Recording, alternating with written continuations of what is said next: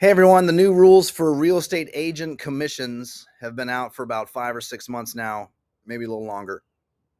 There's a lot of confusion around this. I'm seeing this still.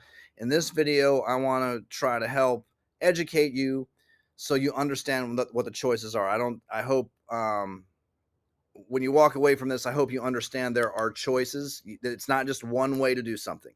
There's a lot of questions from buyers. Do I now have to pay my real estate agent? Or can I save money now because I don't have to pay my real estate agent? So I want to educate you some so that you can know how to make some choices, maybe help you navigate this. I'm Craig Duran with the Duran Group, Berkshire Hathaway Home Services. Really, three takeaways here.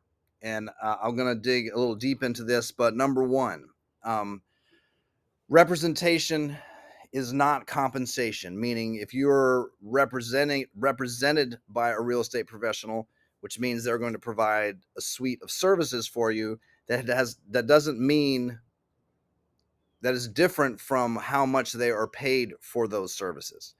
Something else to keep in mind, that if you call an agent who's representing a seller the listing agent, just because you choose not to have an agent, not to be represented, does not mean it's an automatic 50% discount.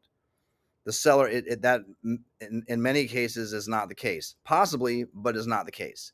And also know, number three, that in the vast majority of cases, not all, this is always negotiable, but sellers real estate agents are still willing to pay a buyer's real estate agent to represent you, to pay for that agent to provide you a suite of services to help you. So let's talk about this real quick. I'll show you a couple of visuals. So first of all, there are three contracts or agreements that govern real estate transaction. There's a listing agreement. This is between a seller and the agent they choose to hire to help them sell their property. Very straightforward, right? Buyer agreement. This is between a buyer and a buyer's real estate professional. And then a purchase agreement or contract, which is between the seller and buyer. Let's talk about the listing agreement first. Generally, a listing agreement a seller says, okay, agent, I want to hire you. The basics are, we're going to set the price. We're going to try it for this long. I want you to shoot the videos and the photos and all those things and provide all these other services. But part of that agreement often includes language that says, I also want you to offer a fee to a buyer's real estate agent. I want to make sure that agent is compensated for their services coming out of the seller side. That's how it's been done for decades in our area for the most part. Again, all negotiable, but that's what we're used to. That is very much still the case. Even though the rules have changed, still in our agreements, sellers can choose or not choose whether to offer a buyer's real estate professional to be paid for their services. And from what I've seen, a lot of them are. Not all. It's something that a buyer's real estate agent needs to ask. Second agreement, this buyer agreement between a buyer and a buyer's real estate professional. So what you will be prepared for here, in our area, Florida, but in our area now, before you either look at real estate or make an offer, be prepared that an agent will need to have a written agreement with you. There are a variety of agreements, so know you have choices there.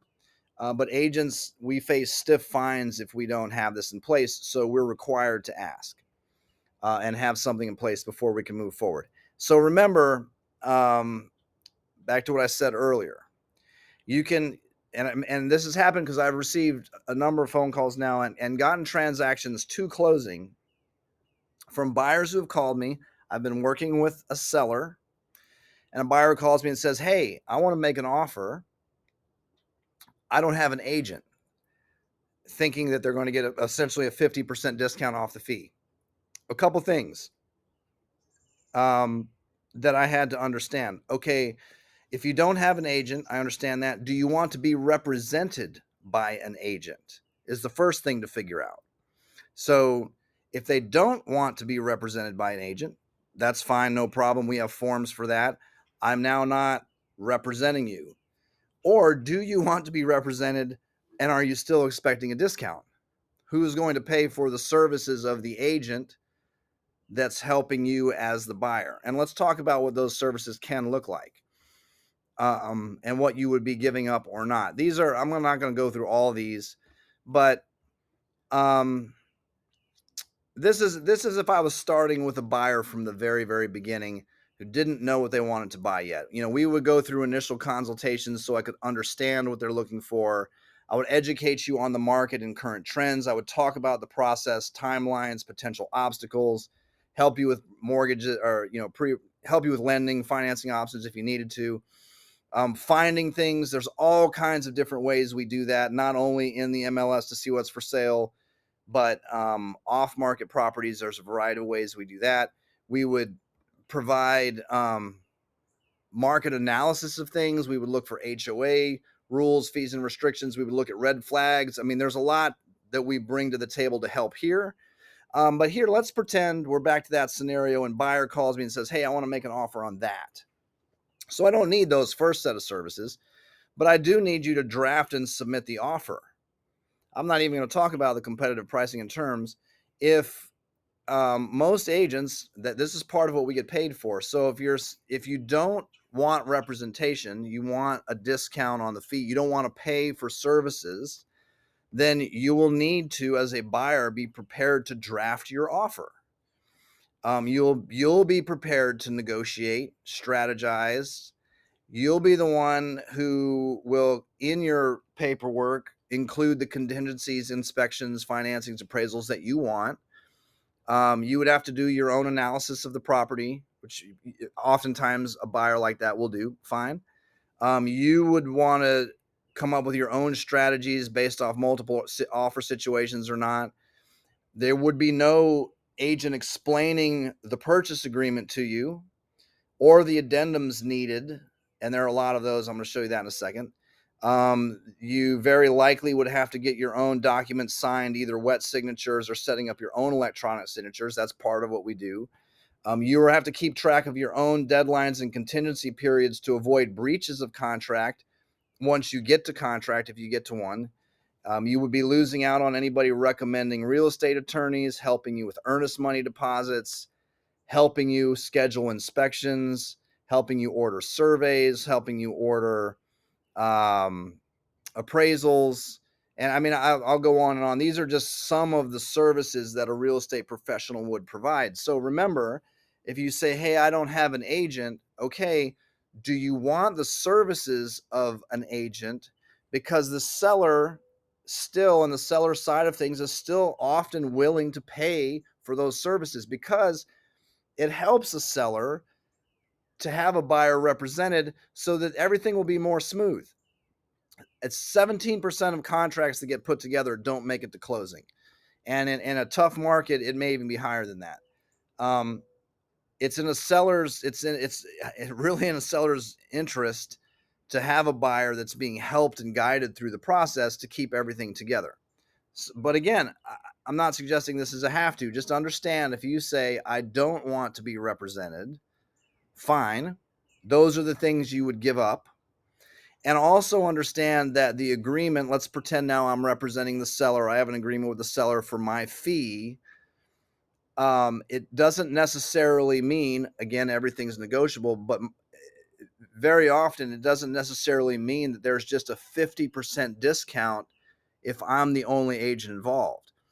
The sellers I work with understand that if I'm the agent, I am still doing work communicating with the buyer. Now, whether I'm representing them or not, offering all these services is one thing, but I still will have to, at the very least, communicate, to present an offer, to present the response, and do some other basic things. So sellers often understand that I'm now the one really keeping everything on the rails, even though I'm not representing someone. So now I'm now representing just the seller. I'm on their team and I'm not on this team. And so now not only is the buyer potentially not getting a substantial discount, they're now not represented. In Florida, you are allowed what's called dual agency. In another state, we call it transaction broker, where you can represent both sides. We do not have a fiduciary duty in that case, but we have a very strict set of rules and ethics that we have to follow so that we can represent both parties fairly, honestly. And that's important, I think, for buyers to understand. So buyers know that. I think finally, too, if you're giving up representation, I mean, let's just look at one sample of, I think there are probably 8 or 9 documents. I don't have the package in front of me. If you're buying a condo, here's the condominium rider. And as a buyer, this is just one of the documents you would want to make sure and include. You would have to know that. You would have to know where to find it. You would have to decide if there is first right of refusal from an association. You would want to confirm the fees. Those are all pretty easy, but you get into some sticky stuff about special assessments and prorations. Who pays those in what case? There's a lot of things here about if special assessments are levied or pending as of an effective date or not. This gets really tricky here now. The new stuff for us is a milestone section required or not? Is a turnover inspection report required or not? Is a structural integrity reserve study required or not? Has the buyer received that information or not? And some other disclosures. And that's just part of one of the documents you would need to address, fill out appropriately, handle which documents need to come over. You have a contract that has timelines in it that need to be managed. There are all kinds of things that need to be done. So that goes along with representation. So buyer, if you don't want the agent, again, fine. I'm not suggesting it can't be done that way. Just understand that if you're giving up representation, you don't want a professional through that. You're now putting the agent who's working with the seller directly on the other team. If you do want that agent to also represent you, then just be prepared to negotiate in there that agent's providing services and being paid for services to the seller and would be providing services to the buyer. So all in negotiation. I hope what you take away from this is there are options. I think it's important in any case, and probably in any industry, to work with a professional who's in this full time. As we're talking about, like I mentioned with the buyer broker agreement, that it's now due prior to showing a property or prior to making an offer. The state of Alabama has just made a law that now an agent does not have to put a buyer broker agreement across before showings, only before offers. This is all new after decades and decades of doing real estate business one way. This is only a few months into this new way. I think there'll be a lot of changes still. So making sure you're at least calling a professional that understands it, understands what's changing with it, and can articulate it to you, will help you make the best decisions so that when you're buying something, you can feel good about it. And also, getting back to what I said at the beginning, I think this forces all of us, especially someone buying something, what do they need out of a real estate professional? And I think it's good for us as an industry because it's forcing us as real estate professionals to say, hey, what do we do for you as your real estate professional from first meeting all the way through to closing and after? So it's important. I can see there are things that can really cost you a lot of money and worse, not getting property and losing money if things are done incorrectly, if timelines aren't followed right. So make sure when you give up representation, you understand what that means. And that you still have flexibility that the seller side of things can still pay for your agent to provide services to you. I hope this helps. There's a lot here. If you have any questions on it, feel free to call me, shoot me a text anytime, 850-290-0417. I don't mind answering any specific questions. We can do it via text, on a phone call, hop on an email. There's a lot of confusion inside of the industry, just like there is outside of it. So I just want people to know they have choices. I hope this helps. Again, I'm Craig Duran with the Duran Group at Berkshire Hathaway Home Services. Thanks for watching.